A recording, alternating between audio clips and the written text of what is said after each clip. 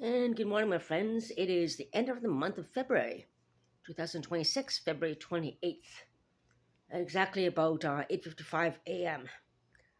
Not doing a live stream, and I just want to talk about the situation happening in our nation's capital today.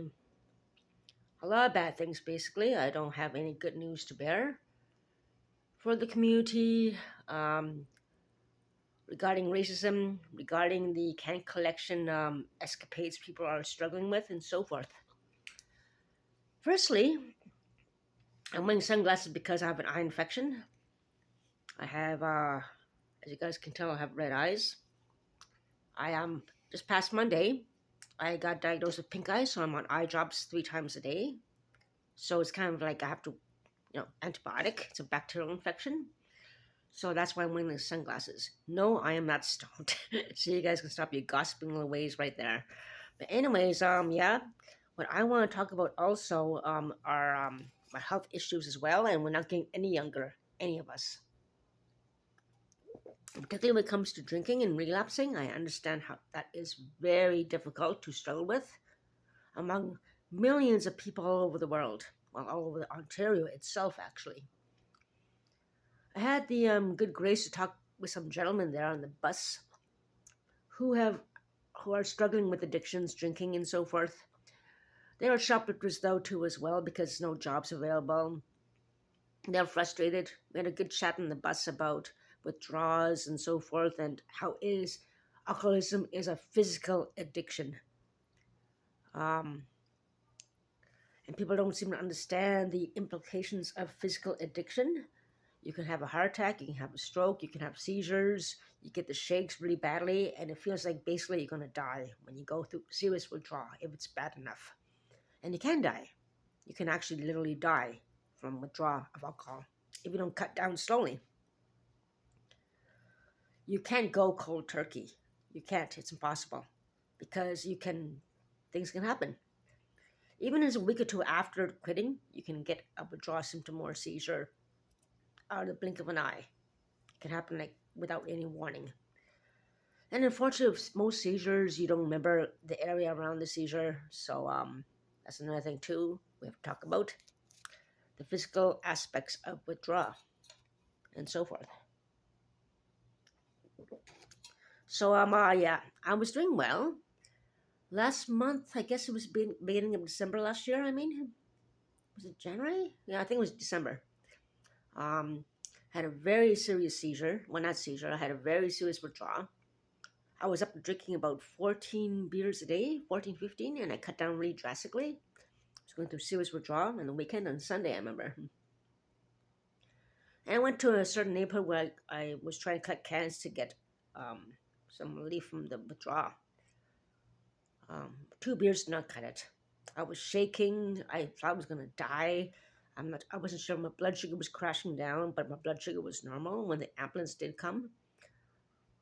And in the end, I went to the beer store trying to grab emergency beer. And that's when I had the shakes, and the gentleman there at the beer store had to call the ambulance for me. And he was really nice. He got me a seat as we wait for the ambulance, which took about 15, 20 minutes to come. I grabbed a beer, and basically I had a beer. I raced over to Tim Hortons in the washroom and chugged it down fast as I could to stop the draw. And by then, 20 minutes later, the ambulance did finally come. I was pretty much okay. They took a blood sugar test. It was normal. But of course it was normal because sugar from the beer got my blood sugars to normal.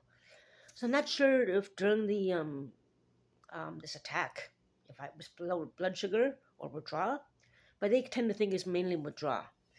So I was at the hospital. They prescribed me Valium, which actually helps with seizures and so forth, for 10 days. I did not take it all at once. I don't take as needed. Like when I got the shakes, I would take a Valium, and then I would wait about a day or two after, and then go to 2 beers. I would not take a beer with the Valium. I took it 2 days, 24 hours after that, to cut down slowly. And then after that, I would cut down really drastically and take a Valium. Then wait 2 days after, take another 2 beers, a beer or two, try to cut down slowly from the seizure or the withdrawal symptoms. So that helped. actually spoke to the gentleman there at the beer store who called the ambulance for me, and I saw him and I talked to him. He remembered me. He said, "You do look better. You look more healthier. Like your eyes, you like it shows in your eyes. It shows in your face that you're more healthier." That was on Sunday, and I just want to tell him that thank you for calling the ambulance and thank you for staying by and talking with me and everything, which is really good. So I just want to tell him what was happening and everything. About a month and a half after, I'm doing better.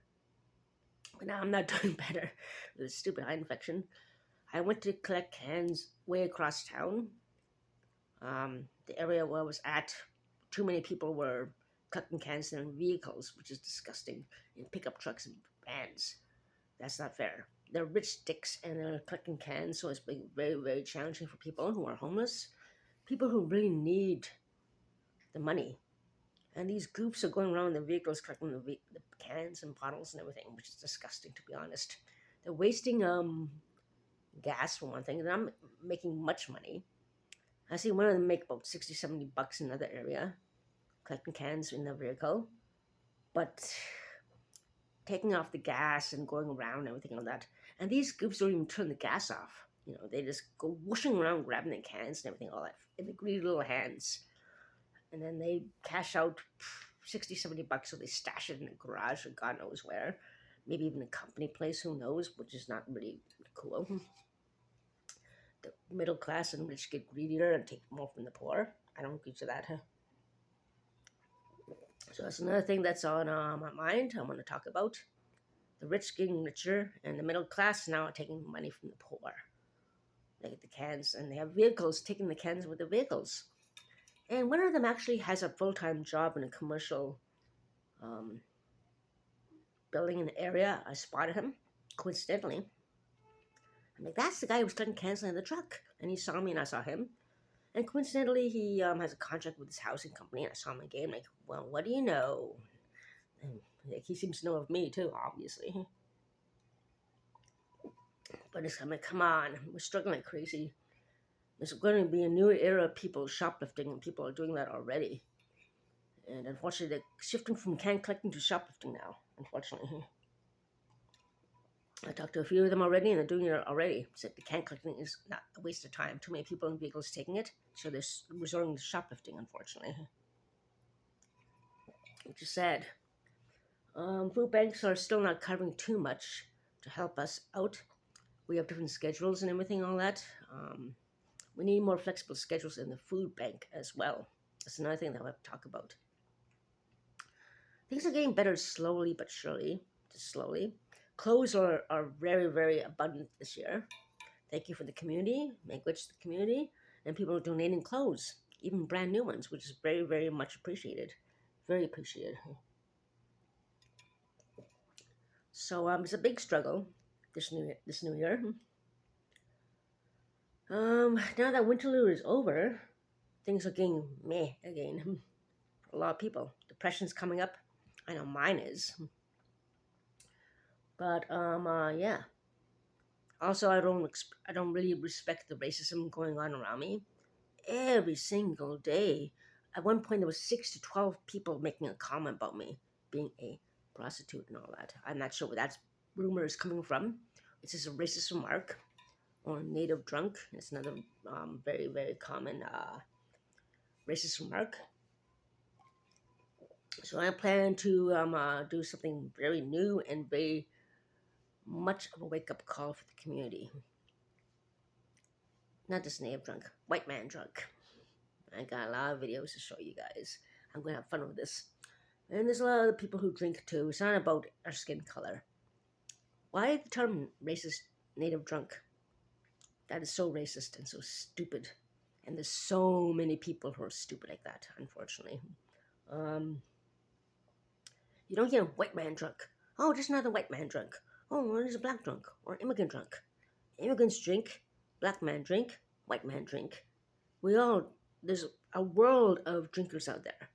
Believe me, I know. I collect cans and I see bins full of beer cans and wine bottles and God knows what. As a I guess I say I'm kind of more than a novice. You get to know the people's patterns, and unfortunately, it's going to be a big onslaught of diabetes out there.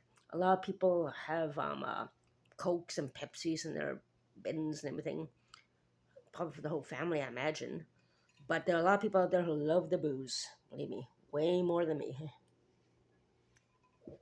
Of course, those of us who are physically addicted, we need to cut down slowly and manage the withdrawals as best as we can with professional help.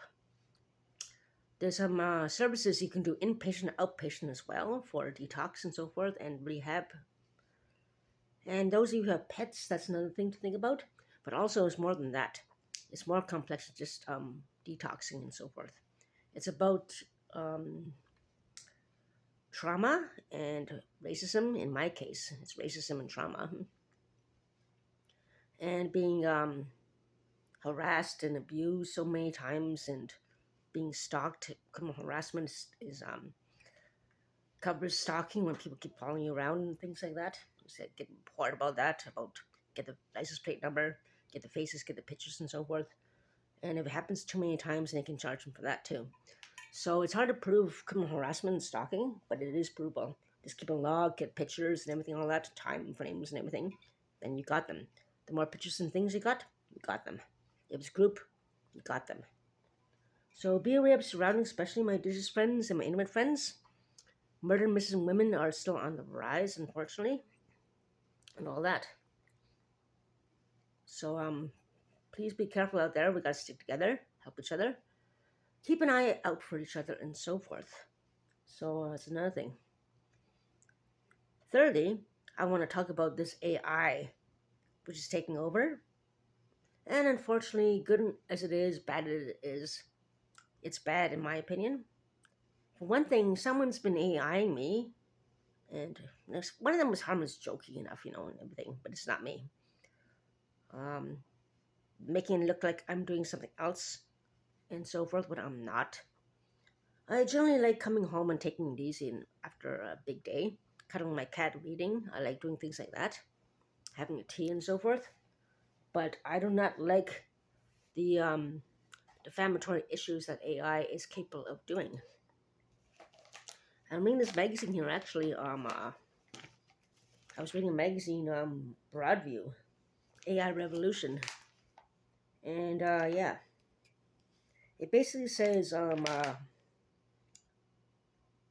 at this moment, it worries about AI's ability in impersonating anyone, and inability to separate digital from fiction. And that I agree with totally. People are using AI to defame people's names and everything. Superstars have been doing it. I've been experiencing it as well, where they try to promote a product which is not them, obviously, and so forth. So that's interesting to read about in my magazine as well. AI is evil. AI can be used for good, of course, but I'm gonna try not to use AI in my videos. I used it for the hello, goodbye 2025 to hello 2026 for a few seconds. That's about it. But I'm gonna try to not use it too much. You have to pay for it anyway every time. But yeah, you gotta be very careful with AI. That's the thing. I'd rather use good old fashioned,